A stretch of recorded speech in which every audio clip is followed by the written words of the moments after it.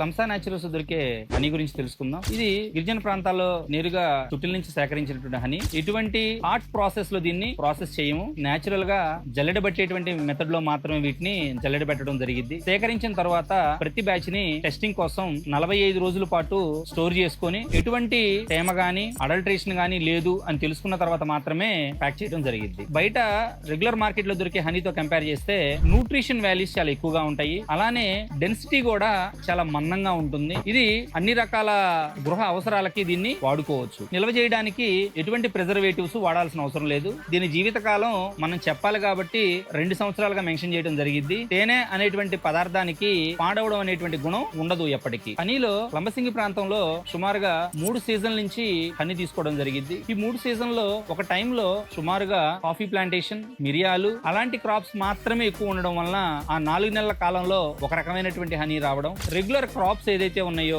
వేరుశెనగ కావచ్చు, కూరగాయలు కావచ్చు, డిఫరెంట్ ఫ్లవర్స్ కావచ్చు, ఈ టైంలో నుంచి వచ్చేటువంటి హనీ ఒక రకంగా ఉంటుంది. 3వ సీజన్ అయినటువంటి టైంలో ఎటువంటి క్రాప్స్ గానీ కమర్షియల్ క్రాప్స్ గానీ ఉండవు. ఆ టైంలో ఏదైతే అడవి మొక్కల నుంచి అడవి పూల నుంచి తీసుకునేటువంటి మకరందం ఉంటుందో దాని వలన 3వ రకమైన తేనె వస్తుంది. అంటే 3 హనీస్ టేస్ట్ లో కొంచెం డిఫరెన్స్ ఉంటుందే తప్ప కలర్ లో ఎటువంటి తేడా మాత్రం ఉండదు. Thank you.